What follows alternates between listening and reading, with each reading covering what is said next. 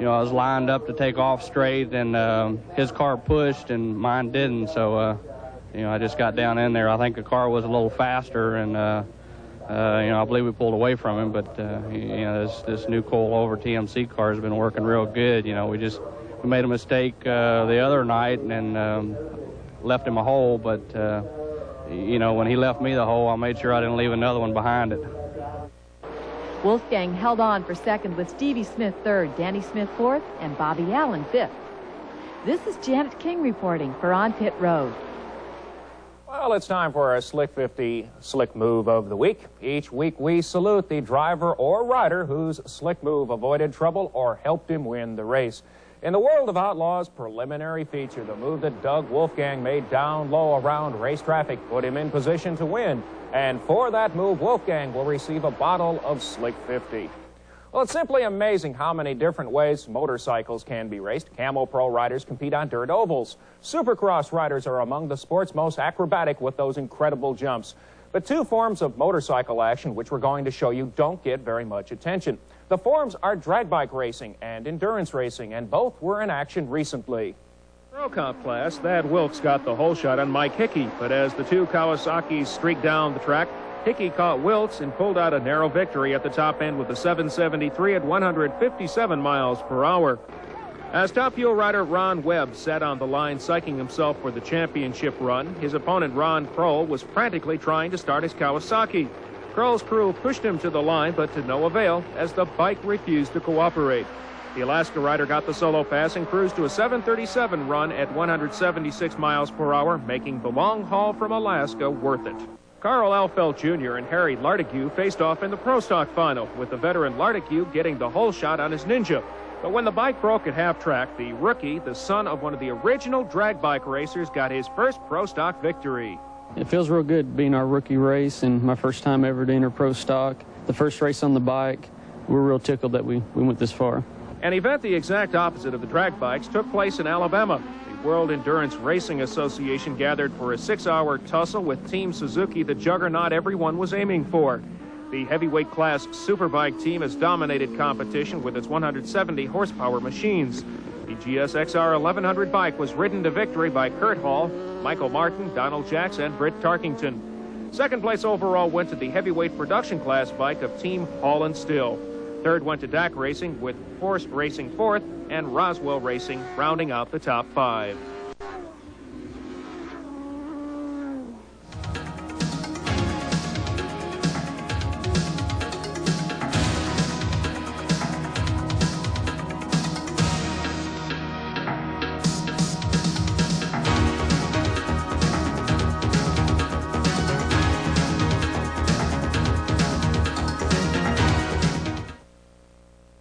I guess I like things that go fast.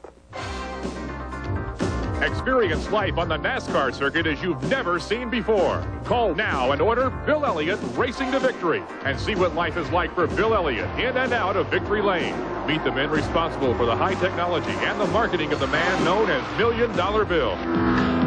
It's $1 Million Bill from Dawsonville. Look out, the bird is on the loose again. He's got one thing on his mind, driving Coors number 9 down to Victory Lane at the end. Yes, it's $1 Million Bill from Dawsonville. Look out, the bird is on the loose again. And he's got one thing on his mind, driving Coors number Order 9. Bill Elliott Racing to Victory. Don't wait, call now. To order, call now, 1-800-432-9300. That's 1-800-432-9300.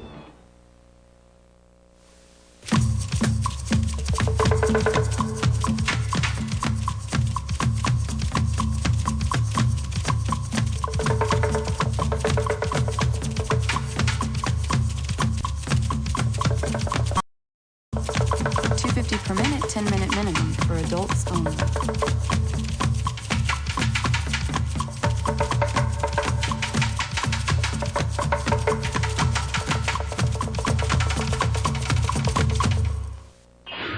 The power to read. It can open the door to opportunities and make the difference between success and failure. Whether it's getting a better job. Sorry, I can't give you the job until you pass the test. sharing with your children, Daddy, can you read to me? or protecting your health. Read the directions carefully before taking. Reading unlocks a world of possibilities. You can improve your reading. Call the Public Library's Adult Literacy Program. Open up the world today. Welcome back, everyone. This week, our AC Delco Spotlight is focused on the most successful driver in Grand National history, Jack Ingram. He missed making the field at Hickory last Sunday, and since 1988 has had a tough go of it. We asked him if he can put his finger on what's gone wrong. Well, I don't think that I could put my finger on it. I wished I could, and I would change it and make things different. I think that just accumulation of a lot of things, but primarily I've got to say it's possibly mostly the driver, which is me. Same race cars, same crews, good engines, good tires, same racetracks, some of the same competitors that beat me that I was beaten easily. I really don't know. I think that probably it comes to a point in time that you got to look at your own self and say, well, probably these problems are the driver causing this car not to win as much as it should or even run good. So I think that's possibly the reason that I'm stepping aside. What are you hoping to accomplish? What do you want to come away from this farewell tour with? Well, I would like to come away with possibly a win someplace, some good finishes and some good memories of the last few races that I run. That's what our primary objective is right now, is go to the racetrack and do as well as we can do. And I think I'm as well prepared going into this season as I ever have been. And time will tell whether we are or not, but I certainly think we are. Well, we caught up with the Ironman at the racetrack for this week's Igloo Cooler question. Wilbur Cole of Birmingham, Alabama asks, with all the noise in a stock car, how hard is it to hear on the two-way radio? Wilbur, it's pretty easy. If everything, radio systems are working proper, you can hear pretty good. On some racetrack, big racetracks, we use a repeater, and that seems to help us a lot. On the mile and smaller racetracks, we just use a walkie-talkie to walkie-talkie, and it seems to work pretty well. Folks, send your racing questions to On Pit Road, Post Office Box 10102, Charlotte, North Carolina 28212. If your question is used on the air, you'll receive a handsome Igloo Cool Tunes cooler. The wild finish of the Mountain Dew 500 has jumbled the point standings a bit as we look at this week's Valvoline scoreboard. In the Grand National Series, Kenny Wallace is the leader over Jimmy Hensley now, with Bobby Labonte third, Tommy Houston fourth, and Todd Bodine in the fifth spot.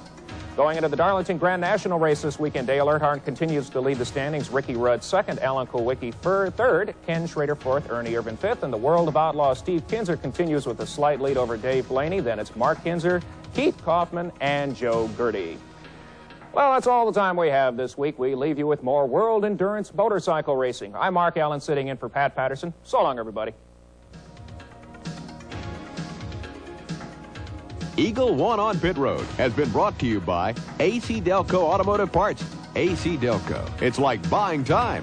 By Valvoline, people who know use Valvoline. By Rally, the accessory people. By Restore, put some life back into your engine with Restore. And by Eagle One Car Care Products. Eagle One is visual perfection. Guests of On Pit Road stay at the luxurious Charlotte Guest Quarters Suite Hotel. To make every stay extra special, call 1-800-424-2900.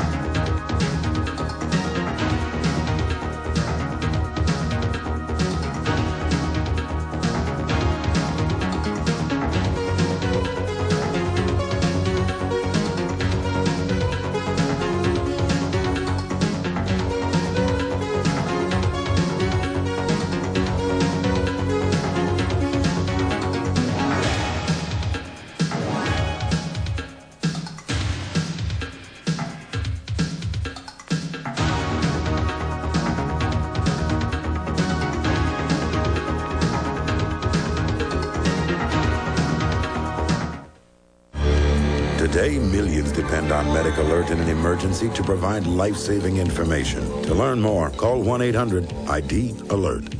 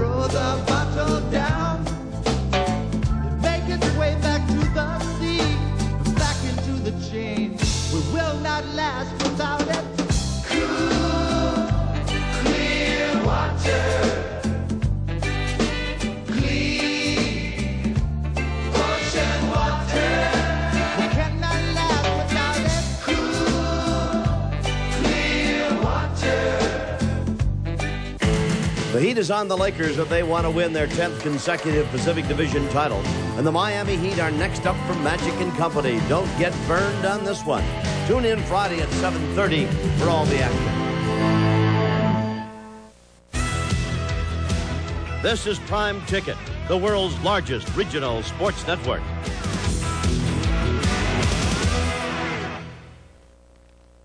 Replace